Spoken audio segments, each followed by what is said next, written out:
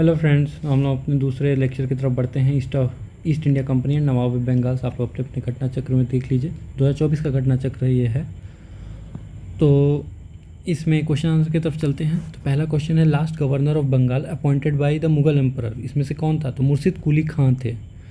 और फ़र्रुखसियार उस वक्त मुगल गवर्नर थे, जो मुर्शिद कुली खान को 1717 में गवर्नर ऑफ बंगाल नियुक्त किए। शुजाउद्दीन जो सन इन लॉ थे मुर्शिद कुली खान के, become the governor of Bengal after the death of Murshid Quli Khan. उसके बाद अलीवर्दी खान बने, जो काफ़ी एफिशिएंट जनरल रहे, और उसके बाद शायद शुजाउद्दीन बने थे अंतिम में।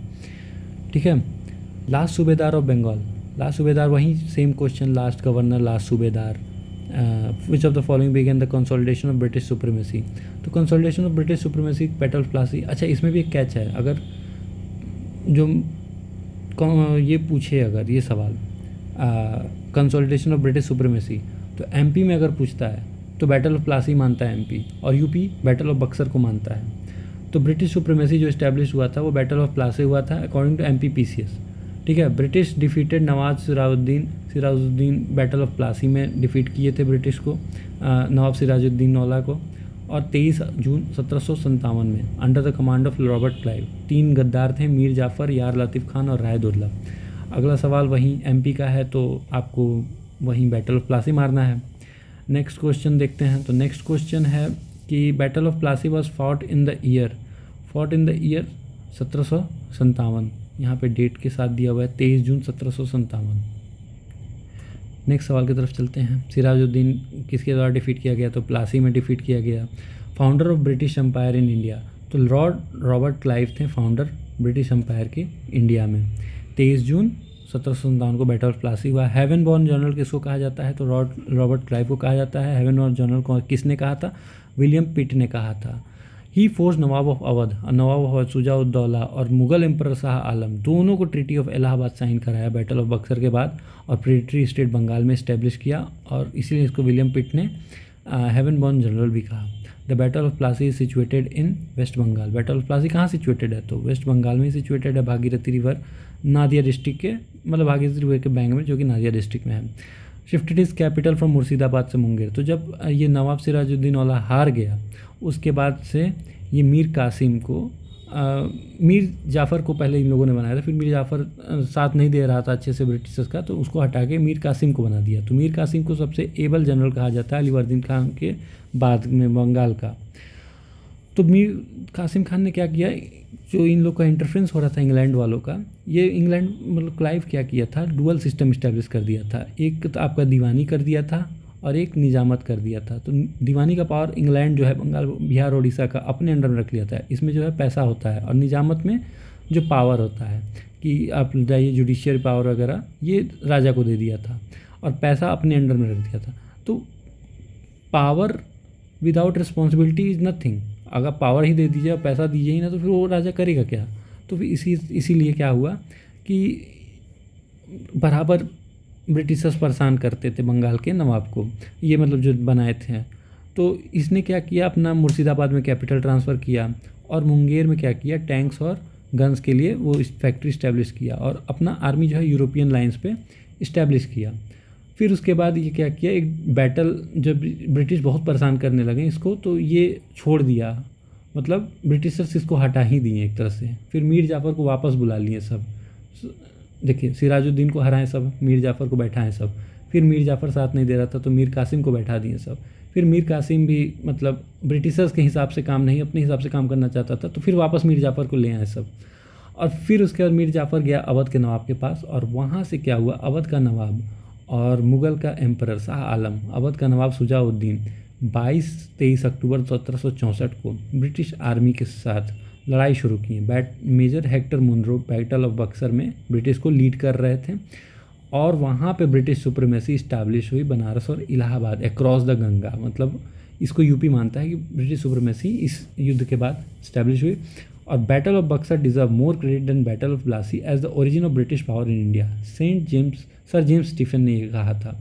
Battle of Plassey won by treachery, but battle of Buxar showed the supremacy of English army and military skill, क्योंकि ये लड़ के हराया गया था, और बैटल प्लासी गद्दारी से हराया गया था।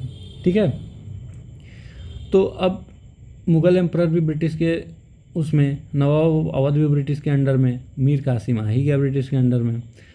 तो अगला सवाल पे चलते हैं। मोस्ट डिसाइसिव बैटल वहीं यूपी के हिसाब से रहा तो बैटल ऑफ बक्सर, और एमपी के हिसाब से रहा तो battle of Plassey. Same question यहाँ पे भी बक्सर की, मतलब फिर अगला question, ruler of Delhi at the time of battle of Buxar. तो रूलर ऑफ दिल्ली वहीं मुगल एम्पर के बारे में पूछ रहा है, तो शाह आलम II थे उस वक्त ruler. Nawab of Bengal when battle of Buxar was fought.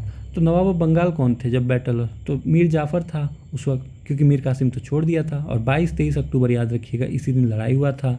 Hector Munro वहाँ पे अंग्रेजी आर्मी को वो कर रहा था, लीड कर रहा था। और बैटल ऑफ बक्सर के बाद कौन सी ट्रीटी हुई थी, तो ट्रीटी ऑफ इलाहाबाद 1765 में, 12 अगस्त 1765 को ट्रीटी ऑफ इलाहाबाद साइन किया गया ब्रिटिशर्स और मुग़ल एम्परर के बीच में। इस ट्रीटी में क्या था, क्लाइव जो था governor of east India company, मतलब कि आ गया था वापस क्लाइव, ठीक है। ये ट्रीटी उसी के सामने हुआ था। और इसमें क्या हुआ था, दीवानी और निजामत में बताया था कि 2 पार्ट में डिवाइड कर दिया बंगाल, बिहार और उड़ीसा को क्लाइव, और जो पैसा कमाने वाला सोर्स था दीवानी, वो अपने अंडर में रख लिए सब, और निजामत जो है ये दे दिए सब कि ले जाओ तुम लोग, ऐश करो, अपना राजा बने रहो बिना पैसे के। और उसके बाद सक्सेसर शाह आलम II के अकबर II और बहादुर शाह II, ये लोग तो बस पेंशनर थे इनके। Diwani of Bengal to the East India Company. East India Company तो मुग़ल एम्परर ने, मतलब मुग़ल एम्परर ने ही दीवानी ऑफ बंगाल जो है ईस्ट इंडिया कंपनी को 1765 में दे ही दिया कि जाओ भाई ऐश करो। तो वहीं Diwani right of Bengal, same question Lord Clive ने दिया था उस वक्त। 12 अगस्त 1765 को क्या हुआ था, तो जैसा कि बताया गया ट्रीटी ऑफ इलाहाबाद साइन हुआ था। दीवानी ऑफ बंगाल जो है, बंगाल बिहार और उड़ीसा का दीवानी जो है वो मिल गया था। किसको मिला था, तो ब्रिटिशर्स को मिला था। Deputy Diwan of Murshidabad, who was appointed, deputy Diwan कौन अपॉइंट हुआ था, तो मोहम्मद रज़ा खान अपॉइंट हुए थे डेप्यूटी दीवान मुर्शिदाबाद के। और मुंगेर के डेप्यूटी दीवान कौन है, तो सिताब राय। देखो, मोहम्मद रज़ा खान फॉर बंगाल और सिताब राय फॉर बिहार, ठीक है। और all business of Deewani and Nizamat was conducted by Indians but authorised by British company. अच्छा, 1757 के बाद ये लोग दीवानी और निजामत बांटे थे, लेकिन अब इसके बाद क्या किए, दोनों ही अपने कंट्रोल में रख लिए। ऑथराइज खुद करते थे, बाकी राजा बस नाम का दिखा रहे थे कि हम इंडियंस को ही राजा रखे हैं, ताकि इंडियन जनता को में विद्रोह का वो ना है। द कंपनी हैड टू पे द एम्परर, 26 लाख रुपया पेंशन एम्परर को देते थे लोग कंपनी वाले इसके बदले में, ठीक है। आगे बढ़ते हैं। Mountain tribe, British first come in contact after the grant of Diwani in 1765। तो जब दीवानी मिल गया बंगाल का, तो ये लोग सिलहट विलहट आसाम सब जगह अपना रोड बिछाने लगे। तो जैंतिया ट्राइब से इनका, जैंतिया में जो है इनका खासी ट्राइब से इनका सामना हुआ गारो हिल्स पे, ठीक है। जब ये लोग रोड रूट बिछा रहे थे बर्मा वार के लिए के वक्त, तो तिरोत सिंह जो थे खासी ट्राइब के अपने अंडर में, मतलब रिवॉल्ट कर दी ब्रिटिशर्स के खिलाफ कि हमारे इधर तुम लोग क्या कर रहे हो। तो हिंदू नायब वजीर ऑफ अवध सुल्तनत कौन, मतलब इसमें से कौन सा सही है, तो राजा टिकैत राय जो हैं अर्थ मंत्री थे नवाब असफुद्दुल्ला के, ये सही स्टेटमेंट है। Usually there were certain Hindu caste who were placed at high position in the state of Nawab of Awadh. तो हिंदू कास्ट और नवाब ऑफ अवध के मतलब मंत्री हुआ करते थे हिंदू कास्ट में भी, जो हाई पोजीशन रखते थे, ठीक है। करेक्ट क्रोनोलॉजिकल ऑर्डर, तो बैटल ऑफ अंबूर पहले हुआ था, फिर बैटल ऑफ प्लासी हुआ था, फिर बैटल ऑफ वेंडीवास, फिर बैटल ऑफ बक्सर। तो बैटल ऑफ अंबूर अगस्त 1749 में हुआ था। वहीं जो पिछले चैप्टर में मुजफ्फर जंग, चंदा साहिब और फ्रेंच, ये सेकंड कर्नाटिक वॉर का शुरुआत हुआ था बैटल ऑफ अंबूर। तो इन लोगों ने तीनों मिल के जो है इसको अनवरुद्दीन को हरा दिए थे। फ्रेंच आर्मी अंडर बशी स्टेशन इन हैदराबाद, तो अनवरुद्दीन को हरा के मार और के अपना कैप्चर कर लिए थे ये लोग, ठीक है। स्टार्टिंग में कौन कौन, चंदा साहिब, मुजफ्फर जंग और फ्रेंच, ठीक है। और अंबूर कहाँ है, बिल्लौर के पास, अगस्त 1749 में। बैटल ऑफ प्लासी जैसा कि आप जानते हैं ट्रेचरी से जीता गया था जून 1757 में। मीर जाफ़र को रॉबर्ट क्लाइव ने क्या किया, राजा बना दिया। और मीर जाफ़र ने क्या किया, साउथ ऑफ कलकत्ता का एरिया जो कि 24 परगना के नाम से जाना जाता था, ब्रिटिश को दे दिया and gifted 2,34,000 pound to Clive. Clive को पर्सनली 2,34,000 पाउंड गिफ्ट किया था ये। और बैटल ऑफ वेंडीवास हुआ था आपका सर आयरकूट जो थे ये ब्रिटिश आर्मी संभाल रहे थे, और फ्रेंच जो थे ये काउंट डे लैली थे इसके फ्रेंच की तरफ से, और ये इन दोनों के बीच में हुआ था, ये थर्ड कर्नाटिक वॉर के आसपास। तो इस वक्त तक ब्रिटिश के पास प्लासी आ गया था, बंगाल आ गया था, तो इसलिए ये ब्रिटिश ये वॉर जीत गया था बैटल ऑफ वेंडीवास भी। फिर अक्टूबर 1764 में क्या हुआ, हेक्टर मुनरो ने अलाइड फोर्सेस, मतलब कि दिल्ली को, अवध को और इसको आपके जो मीर कासिम था, तीनों को एक साथ हराया था और उसके बाद रियल में अपना पावर इस्टेब्लिश किया था ब्रिटिश एम्पायर। फ्रेंच कमांडर 12 अगस्त को अगले साल क्या हुआ था, 1765 में ट्रीटी ऑफ इलाहाबाद साइन हुआ था। French commander who was defeated in battle of Wandiwash in 1760, तो वहीं काउंट डे लैली थे। Battle of Wandiwash 1760, British defeated French. वहीं बैटल ऑफ वांडीवास के बारे में पूछ रहा है कि फ्रेंच के अगेंस्ट हुआ था ब्रिटिश का। पेयर्स करेक्टली मैच, कौन सा पेयर करेक्टली मैच है, तो battle of Wandiwash French versus east India company हुआ था। बैटल ऑफ बक्सर किसके बीच हुआ था, मीर कासिम वर्सेस क्लाइव, चाहे आप एम्पायर जो दिल्ली एम्पायर था और अवध एम्पायर, उनके भी एक सर थे वो लोग, और ये ब्रिटिश एम्पायर अलग था। बैटल ऑफ कुर्दा और बैटल ऑफ चिलियावाला, तो ये चिलियावाला और कुर्दा ये 13 जनवरी 1849 को बैटल ऑफ चिलियन वाला हुआ था। ये यूपी पीसीएस का आजकल फेवरेट क्वेश्चन बना हुआ है, पंजाब के बारे में पूछ ही रहा है, हर पिछले ROR में भी पूछा था, इस ROR में भी पूछा है। 13 जनवरी 1849 को बैटल ऑफ चिलियन वाला हुआ था। लॉर्ड गॉफ जो हैं वो ब्रिटिश आर्मी को कमांड किए थे, इस वक्त माउंटबेटन थे इन लोग के गवर्नर जनरल।